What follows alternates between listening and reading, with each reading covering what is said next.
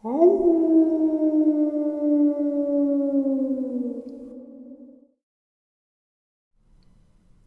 greetings and salutations, everyone. I hope everyone is doing well today. Today I am going to share with you some subscriber submissions, terrifying subscriber emails ranging from Crawler to Dogman to, well, anything I talk about on the channel with you guys, and I think you'll enjoy it. Before we get into it, though, a couple links. As you know, I rely on Patreon, PayPal, and my merch to help the channel to continue to grow and go. The links to Patreon and PayPal are in the description below, my merch displayed directly under the video. Also, Dogman Frightening Encounters, Volume 1, 2, and 3, the audiobook versions. They were written and researched by Tom Lyons, narrated and produced by me, Jeffrey Nadolny. Those audiobooks are available on Audible, Amazon, and iTunes, the links to which are also in the description as well. And finally, last but definitely not least, if you'd really like to help this channel to continue to grow and go, simply subscribe, click the like button, and please leave a comment. It really does help, and it does matter. Now, everyone, I have taken far too much of your time. Let's get on with today's upload, shall we? Today's first subscriber email. Jeff, love your videos. You and your daughter will be in my prayers. You are doing God's work, bringing light down onto dark secrets the deep state wants buried. By the way, my mom was raised near Tazewell, actually 2 miles east of Thompson Valley. If you go east from there, there's a river down the center of Thompson Valley. As you go east, you'll go uphill. After about 2 or 3 miles, you'll raise into a plateau called Burke's Garden. It is a huge ring-shaped mountain, one road in and out.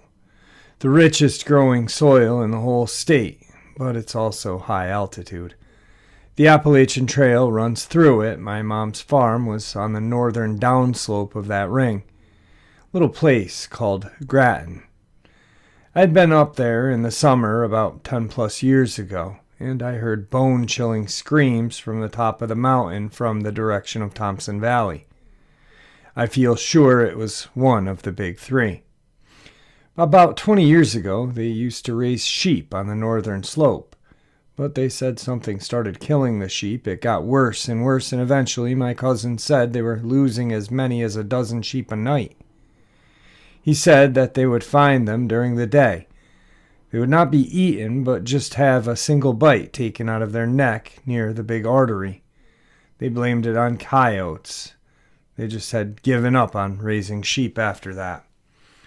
Between Burke's Garden and Thompson Valley, there is a fold in the topography, and the area is called Beartown. It looks very remote, and there may be no one at all living there. Could be a very remote place, ideal for Big Three. Burke's Garden area is like the ring-shaped mountain with a perfectly flat area. In the center, about 3 miles by 5 miles. There used to be a fairly sizable Amish community there with a big farm and furniture factory. They ran the farm and factory for about 20 years, but in about 2000 they packed up and moved back to Pennsylvania where they had come from. It's like they just left everything behind. Their farm was on the southern end, probably the most remote portion of the garden area, furthest from the only road in and out. Now, I wonder if the big three could have had something to do with them packing up and leaving so abruptly. None of the locals seem to know much about why they left. Might be interesting if you track down some of them in PA and see if they would talk about why they left and if they have any stories about the big three. My dad was from Richland, very close to where your recent reports were coming from, very creepy. I have a Sasquatch here on my property, here in Central Florida. They've been here since before I was born, I believe. I only realized they existed here about 6 to 7 years ago. Since then, I've heard, I think, a mother giving birth, a baby talking. I think I've been snuck up on by a cloaked one. I accidentally called one, and he came to me upset, thinking I was another Squatch challenging him. When I was little, I think they chased a bunch of the neighbors' horses around the house in the middle of the night. And now I wonder if they are messing with my pony. as she would usually run from us when we tried to catch her. Never understood that because we've been always sweet to her. A lot of things make more sense now. T. So, crazy thing, DJ and I had actually talked about a lot of those locations. And, DJ boots on the ground in Tazewell, Buchanan region. I'm sure when he listens to this, he's going to be kind of ears perked up because I find it interesting. I believe he had mentioned something about the Amish, and I've mentioned it to him, actually, that I would love to be able to sit down with, I don't know if they're pastors or leaders or whatever they are, but I'd like to sit down and ask him if they have any, knowledge, firsthand knowledge of these creatures. I mean, times are changing. I'm sure they still adhere to their strict way of life, but I'm sure it's getting a little less strict and a little more laxed. I'm a firm believer that they actually have a lot of insight on what's going on. And the way DJ explained that area to me, it makes a lot of sense that these creatures would be up there stalking livestock and people. Actually, I believe DJ is around that area, if I'm not mistaken. I might be, but who knows. Anyway, speaking of DJ does have an update on the Sasquatch in his area. I'll wait until he contacts me again and I can share that with you guys. So, moving on. Today's second subscriber email. Jeff, hope everything is well. Love your channel. I've had an experience from western North Carolina, near the Nantahala River in the 90s. One night some dogs ran up the bluff our house sat on. The window was open as we did not have an AC. They were chasing this huge black dog. The dog was on all fours, but when I say massive, it's an understatement. We had a light on the side of the house that came on with motion, so it was clearly visible. The window was open, just a screen between my room and the outside. The thing they were chasing was way bigger than a full-grown black bear. It was black with a long snout, and it looked like it had more hair towards the neck area behind its head. Only saw the eye shine briefly when it was passing by the window and the outside light caught it. It was not amber, but more red. It ran the length of the house and continued up the hill running.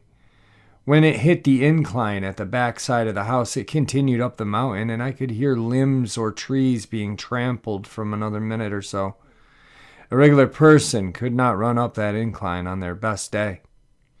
It was pretty much straight up the side of a mountain. Once you reach the top of that mountain, it descends back down, and then more mountains. None of this made much more sense until later when I learned about Dogman. I could not figure out why it was running from the small dogs chasing it. They were beagles, small dogs. Maybe they were running together even. I have recently heard of that. Pretty sure the regular dogs belonged to a man who lived at the bottom of the hill named Mr. Sawyer. I am just one of the many who knows what it wasn't. It wasn't a German Shepherd, it wasn't a bear, it also wasn't a coyote. I've been ridiculed for years when telling my story, so I just stopped telling it. I'm so very thankful for your channel. It's a shock to your psyche when you realize monsters exist, and having your family and friends make fun and ridicule you for talking about it. It is just the icing on the cake. No. I've never heard of, domesticated dogs running with dogmen, coyotes.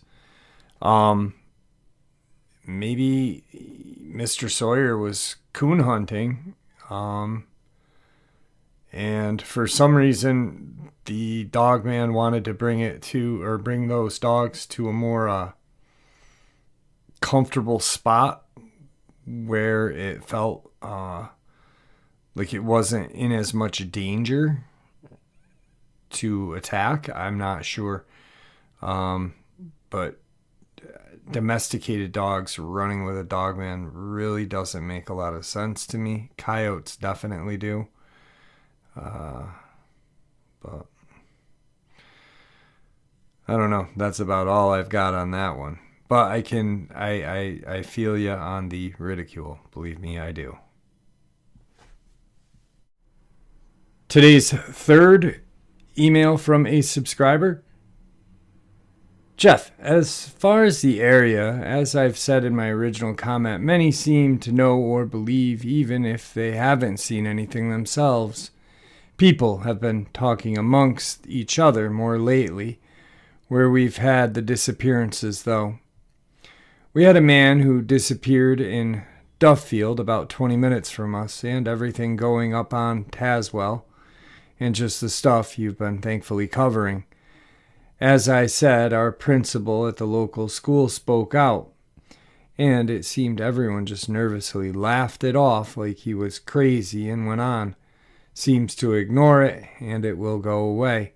He said he and his wife were hiking up by Flag Rock, and he created a peak. As soon as he got eye level with the ground, he saw a huge upright something he initially thought was a wood booger, which is what many call Sasquatch in this area. He said it turned around and it had the head of a wolf with a mane. He said it did not act aggressive, that it turned, saw him, and just walked off. You could tell the experience terrified him. He is a very respected man in our area. People seem to just go on about their business like nothing ever happened. We get stereotyped often, but as far as the America-loving pro-Second Amender stereotypes, we do fit those. Almost everyone carries, especially when out in the woods, but the people getting picked off seem to be the small minority who do not. They keep classifying those poor souls as meth heads or portraying them as riffraff, and it's a shame instead of trying to actually get to the bottom of what's going on. Anyone who does speak up gets ignored, others don't know how to report what they've seen, and the rest are afraid of losing social points or some craziness. As far as what I've witnessed, I was on Black Mountain. It's a mountain connecting the town of Appalachia, the actual Appalachia. People refer to our entire area as Appalachia, but the real deal Appalachia to Kentucky. Here's a government facility up there. We've always called it the golf ball. It's supposedly used for radar and such. There are signs posted, intruders will be shot, so who knows what they do. But I was coming across Black, and I seen what I thought was a huge bear. I'm talking a monster. And it was standing at the guardrail on all fours. As I approached, I brought the car to a stop, just to look at the monster bear. And as I coasted to a stop, this damn thing stood up on its hind legs. When it did, I could tell that this is no bear. It stepped one leg over the guardrail and the other. It was at this point fear had entered the equation. I was just amazed, only could think, WTF is this thing? That's when it turned to me. It had the head of a wolf with a mane. I considered grabbing my 9mm, but I just hit the gas. I figured the 9 would just really upset it. I raced down Black, praying that I didn't get a flat or anything on my car. It was the most terrifying thing I had ever seen.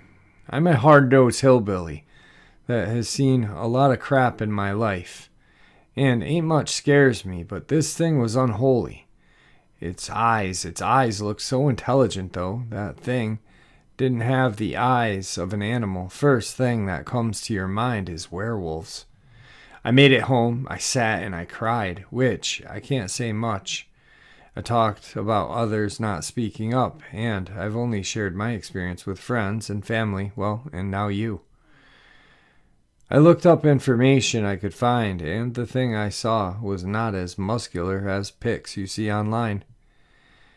It wasn't a blob of fat either, but it was built more like a bear, not exactly a bear. I've seen a picture yet that looks like the beast I saw that night.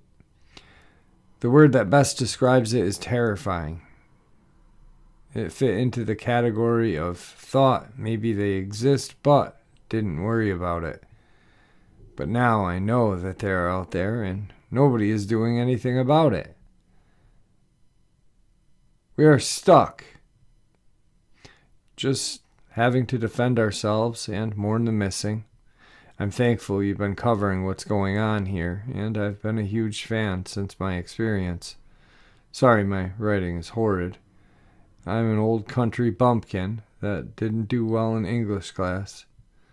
But I do want our area safe. If you use my story, please don't mention my name. I pray for help. I'm trying to avoid attention from certain locals, and I'd rather not have no black suit showing up and following me. Thanks, Jeff. You're doing a great job. All right, so here is another subscriber talking about Virginia. Obviously, there's something going on in the lower section of Virginia.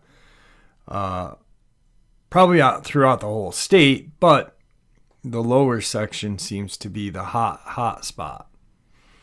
And I did double say hot purposely because it's red hot. You know, we're not playing games here. 8 bodies, 4 months. People torn up, stuffed in caves, stuffed in tunnels. You know, it's not a joke. These people are afraid. And it's honestly the media, the local, state, federal government doesn't care.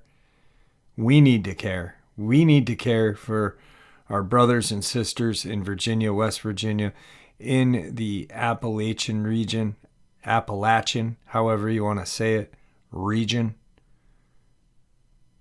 Because if we don't care, no one's going to care. And they are our American brother and sisters. And these creatures that are causing havoc down there, it's no good. No good. All right, so I got another email today. I'm assuming this subscriber lives in the area because it was a very brief email just stating missing man in Virginia and a link. I said I'd look into it and said thank you and got a you're welcome.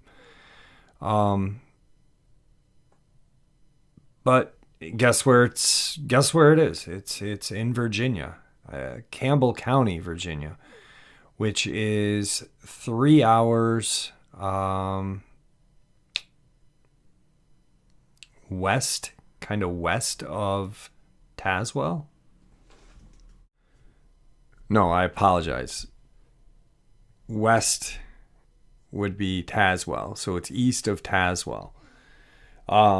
Roanoke is centered right in the middle of Roanoke, Virginia is centered right in the middle of Tazewell and Campbell County. It's pretty strange, and it really does fit the kind of criteria or whatever for what's been going on in Virginia. I'll share a couple of news articles that I've found. I'm happy that they have not ridiculed this guy. They really the media is being decent about it, which is strange. So we need him in our lives. Mother opens up about son who has been missing for a month. Campbell County, Virginia, May 16th, 2022. A mother is searching for answers about her adult son who disappeared a month ago. The Campbell County Sheriff's Office is asking for your help in finding him. Stephen Tyler Johnson, 26, of Campbell County, was reported missing on April 16th. His family just wants to make sure he's safe and sound. Christy Johnson isn't sure what to make of her son's disappearance. I don't know where he is. I don't know what happened to him. I don't understand, Johnson said. Johnson said the last time she saw him, he wasn't in a good frame of mind. She said her son left upset and wouldn't say where he was going. Now, she just wants him home. I love him and I want him to come home, and his family loves him. He's got a little boy who just turned 7 and loves him too. We need him in our lives, Johnson said. She said her son was a good heart, and most people who know him love him. Tracy Emerson, captain of investigations with Campbell County Sheriff's Office, said they've been trying to research where the man may have been and who may have had contact with him. Emerson said they're concerned he is not using his cell phone, and they haven't had any activity on his financial accounts. That leads them to believe he's somewhere where he's not able to take care of himself. Now they're asking for help if someone has given him a ride or helped him or assisted him, of course. We are glad they've done that. We just need to help figure out where he's at, Emerson said. The sheriff's office said Johnson was last seen walking near the area of Lee Place in Campbell County. His mom just wants him back alive and well. We just want to bring him home, Johnson said. Anyone with any information is asked to call Campbell County Sheriff's Office at 434-332-9580. And this is the most recent news article. Actually, June 1st, 2022, deputies searching for missing man in Campbell County. Campbell County, Virginia. Campbell County Sheriff's Office is seeking public assistance in locating a missing man. Stephen Tyler Johnson of Campbell County was reported missing April 16th at about 6:30 p.m. Authorities say his family and friends are concerned for Johnson's safety and well-being. Johnson lives in the Leesville Road area. He was last seen walking near Lee Place in Campbell County, according to Sheriff's Office. Officers described Johnson as 6'3", 160 pounds, and is said to possibly wearing glasses. Authorities did not provide a description of what he was wearing. If you have any information related to this case, please contact Captain T.A. Emerson at 434-332-9708. Those with information can also call Crime Stoppers at 888-798-5900. Enter a tip online at p3tips.com or use P3 app on your mobile device. Now, I'm not going to say that it is densely forested because it really isn't. But it is. It is and it isn't. And I know that sounds stupid to say, but, Tazewell really isn't. If you look at it from a map's perspective, you've got forest all around this area. I believe this is prime Dogman, prime werewolf, prime Bigfoot, prime other cryptid locations. There is a lot of wooded area, a lot of fields. It's just not like forest, boom, mass amounts of forest. It's spotty. So you got forest, and you got field, then you got homes, forest, field, homes, forest, homes, field. It's like that. But prime location. And for everything else that's been going on in Virginia, West Virginia, Kentucky, Tennessee, North Carolina, it fits the criteria for possible Dogman and or werewolf Bigfoot attack. So this is a subscriber comment that I had stumbled upon. I watched and listened to several of your videos, and I had an incident happen to me a few years back, something I'll never forget. And yes, they can be killed. And they do not roam around or hunt in the woods alone. They travel in small numbers. I know this to be a fact. I've seen it for myself firsthand. I was in Upstate Washington at a campground near British Columbia.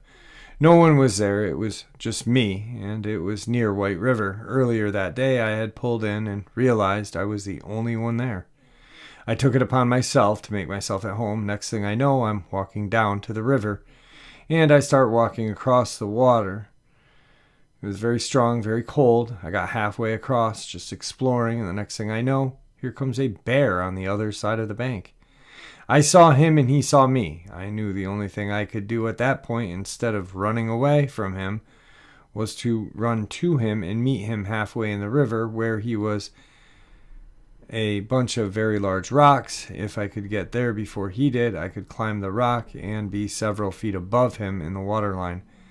I made it to the rock, climbed up, and just in time. I would say 3 minutes went by, and he was already there on the other side of the rock trying to climb up to get me.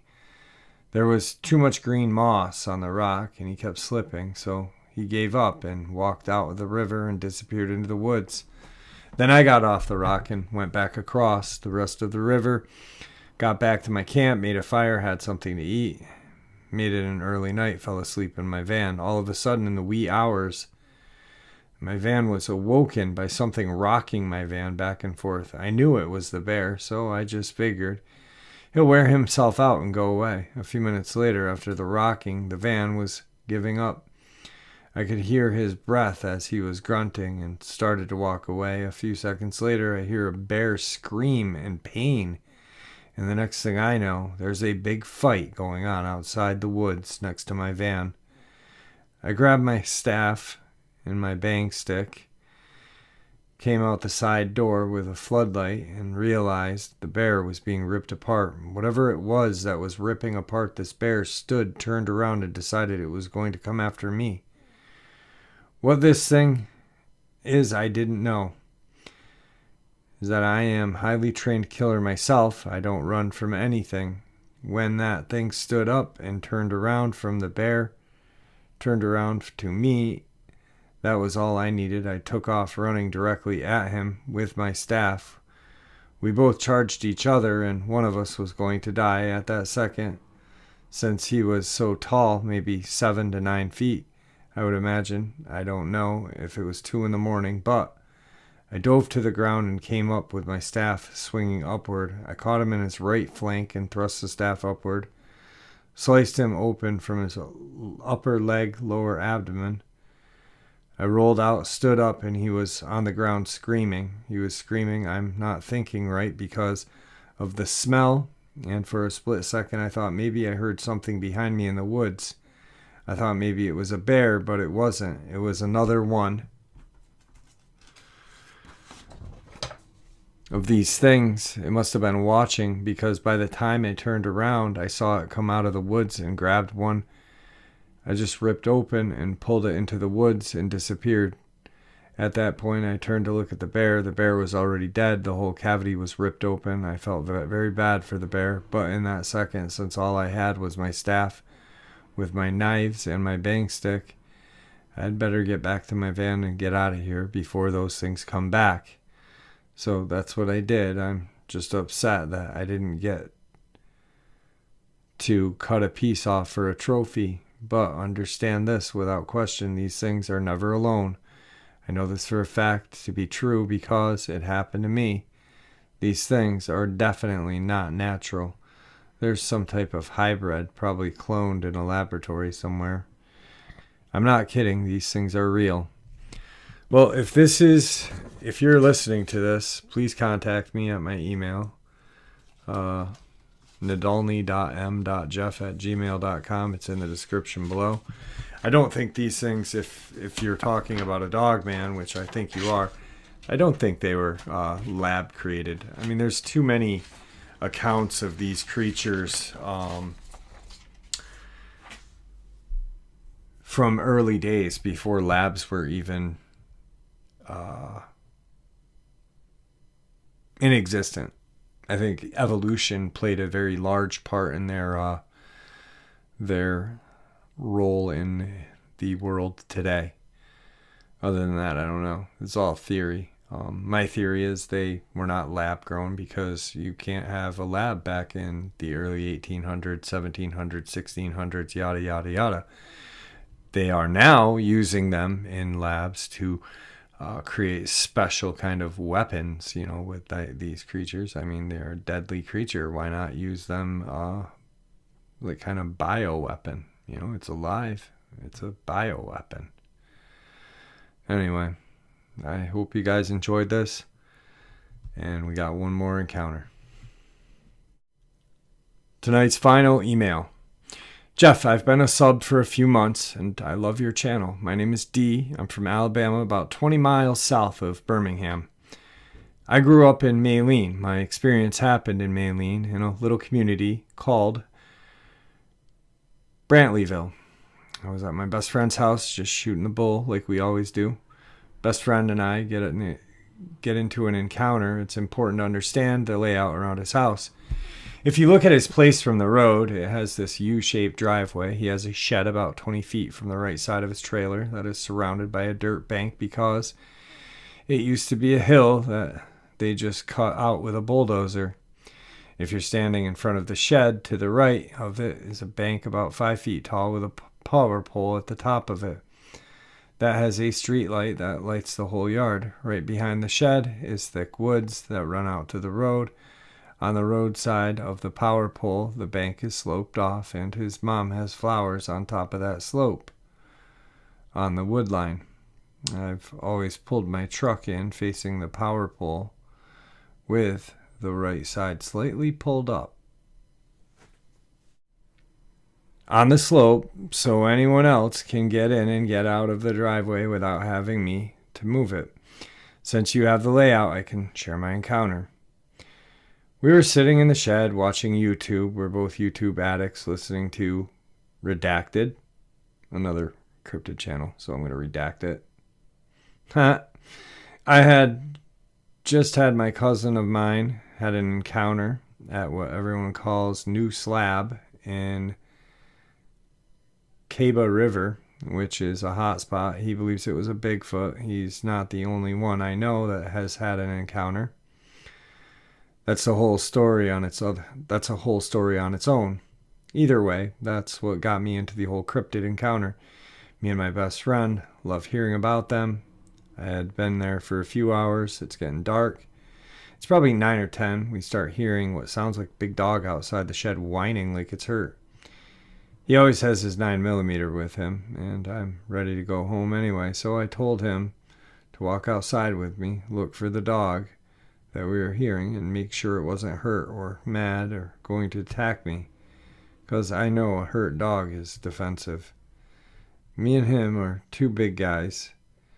Might I add, he's 6'3" and 400 pounds. I'm 6 foot and 330.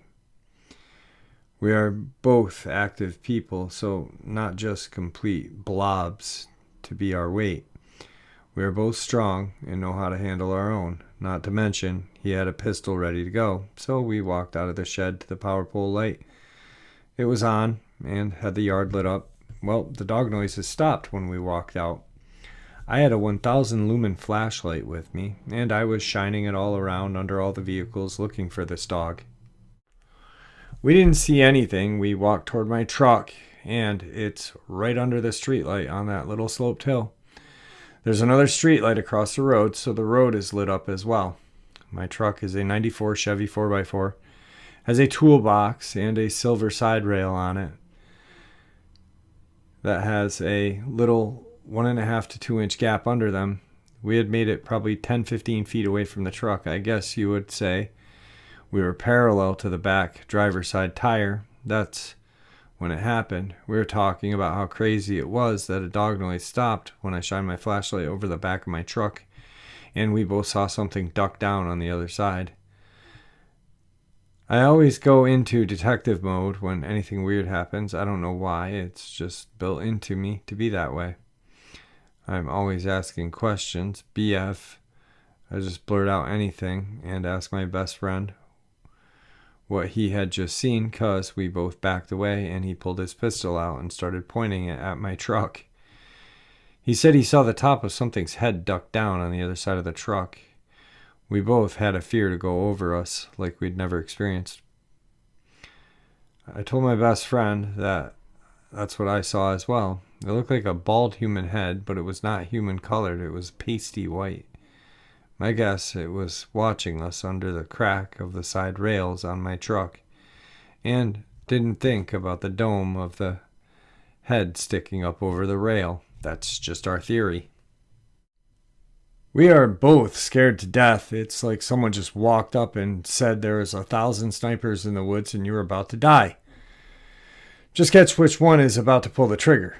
We tried to compose ourselves, and I asked him if he wanted to check the other side of the truck. He said there isn't going to be anything there. There's no way in hell it ran away. Little slope on the other side of my truck was lit up completely. Like I had previously said, the road behind my truck is well lit from the other side as well. We crept around the back of my truck, and of course there was nothing there.